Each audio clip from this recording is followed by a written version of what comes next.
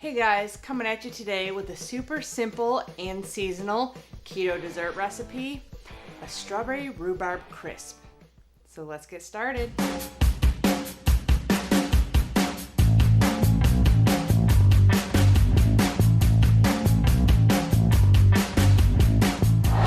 Hey everyone, welcome back. If you're new here, thanks for joining me.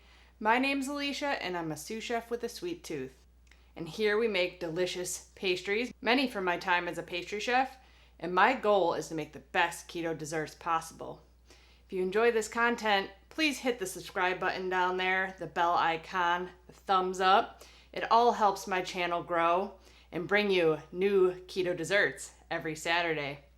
So let's get started on this super simple dessert. The hardest part is just prepping your rhubarb and your strawberries. Now, to figure out macros on this, the easiest way is to do it by weight, because if you cut up your rhubarb smaller, you're going to get more cups out of your rhubarb than I'm going to get. So I do a pound of rhubarb and a half a pound of strawberries. And with that, the crumble is 0 carbs.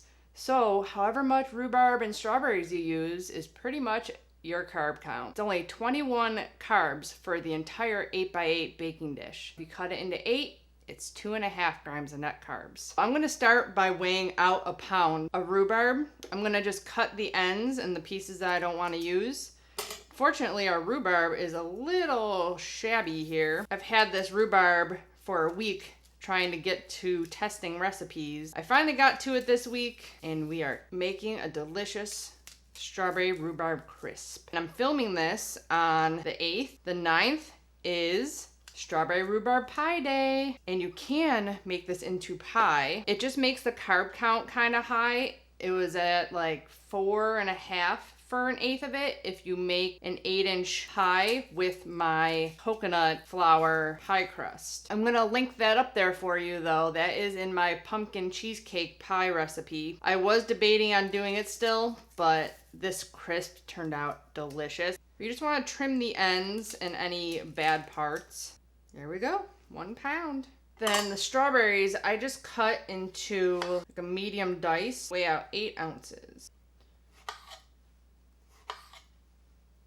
Found 8 ounces of strawberries is about 2 cups if you dice them the same size that I do.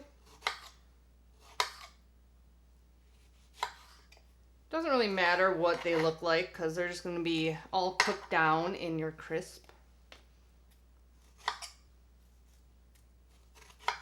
There's 8 ounces and it's about 2 cups. I'm going to put that into a bowl. And then we're gonna cut up our rhubarb. So the rhubarb I just cut into like a medium dice. And add it right to your bowl of strawberries.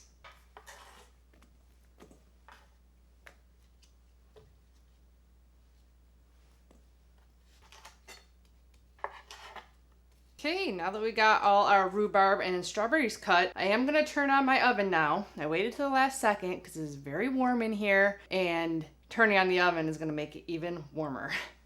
So I turned that on to 375. I have my buttered 8x8 baking dish. I'm gonna set those aside. And obviously we can't use the sugar and most crisp recipes use cornstarch. So we're just gonna replace that with a little bit of xanthan gum. This is completely up to you.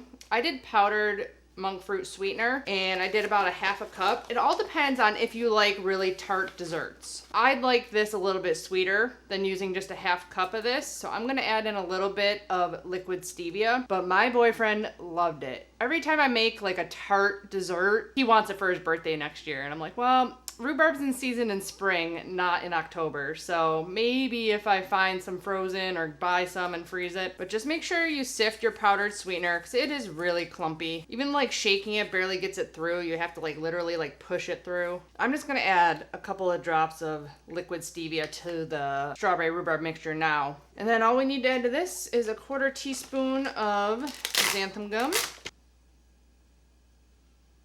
And just give that a little whisk so that your xanthan gum doesn't get clumped up on your berries. And you're just gonna set that aside for now because all this is gonna come together really quick. So we are just gonna make the crumble right now also.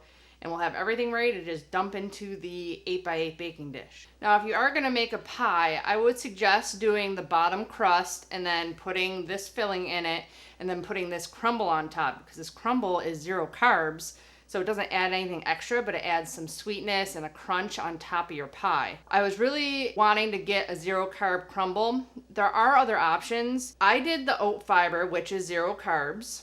And then I use Lakanto Golden Monkfruit sweetener, but you can use any sweetener you want. I just wanted the more nutty flavor that the brown brings. And then I have unflavored whey protein isolate. Now I did use coconut flour and it worked well. And I also used egg white protein powder, which also worked well.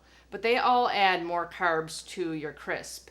And I thought 2.5 carbs was a good number, because then I would like to add like a keto vanilla ice cream on top or some whipped cream.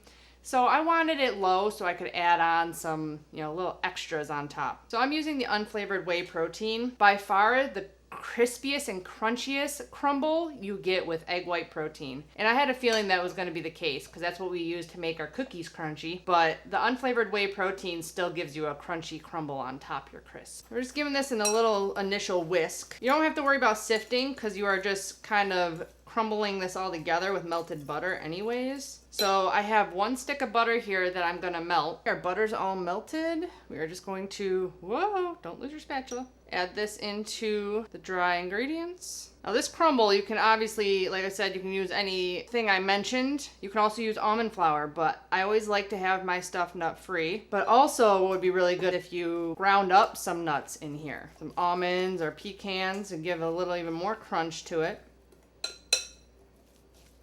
Okay, now that we got our nice crumble topping, we are going to toss our rhubarb and strawberries together.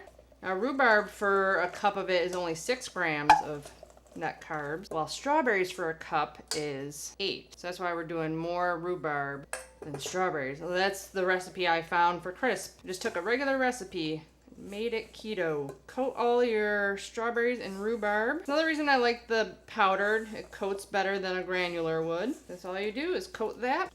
Pour it in your 8x8 baking dish. All kind of evened out.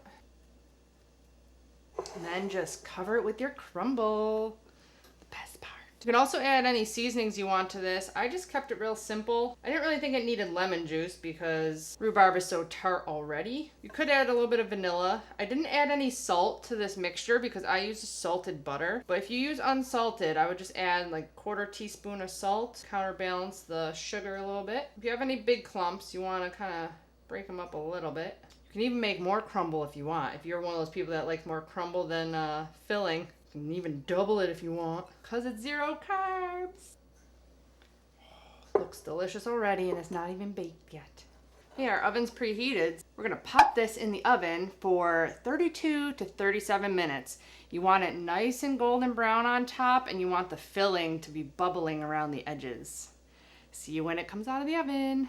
And don't forget to rotate halfway through. I didn't do it yesterday because I was testing crumbles and I didn't want to lose track of what was what. The back browned before the front did. So I set it for 17 minutes.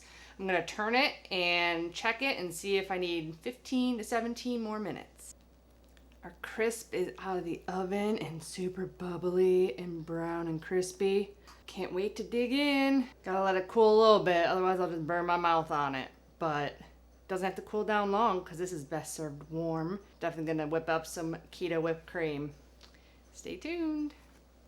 Oh, it is starting to heat up in here, so we gotta try this guy so I can open some windows and get some airflow in here. I am just going to whip up a little bit of keto whipped cream real quick. Oh, of course, I grabbed the unopened vanilla stevia. Just doing a little squirt in there. Now, 1/8 of this is 2.5 grams of net carbs. It is going to be hard to kind of get out a piece because you're going to just scoop your crumble in half and then in quarters. We're just going to scoop.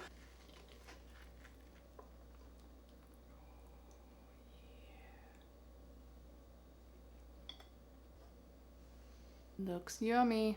Put on a big dollop of whipped cream. Pretty delicious. It'll firm up even more, but because it's really hot in here, it's been sitting for like an hour and it's still warm. Keep it in the fridge and just nuke it for like 30 seconds. It'll be perfect. Can't wait to dig in. Oh, the whipped cream's melting.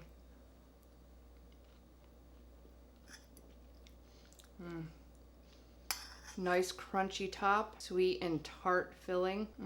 That crumble is so good. I can't wait to make more recipes.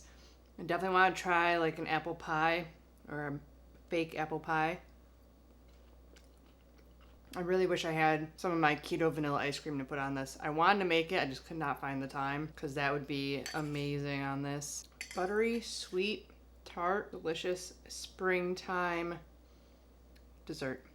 I hope you guys enjoy this recipe as much as my boyfriend and I have. It is so delicious. Perfect dessert for this time of year. Let me know in the comments below what your favorite seasonal dessert is, and maybe I can make that keto for you. Definitely check out my Amazon links for products I use in this video. If you'd like to support my channel, hit the subscribe button and the thumbs up. And as always, I'll be back with many more keto dessert recipes. Bye guys.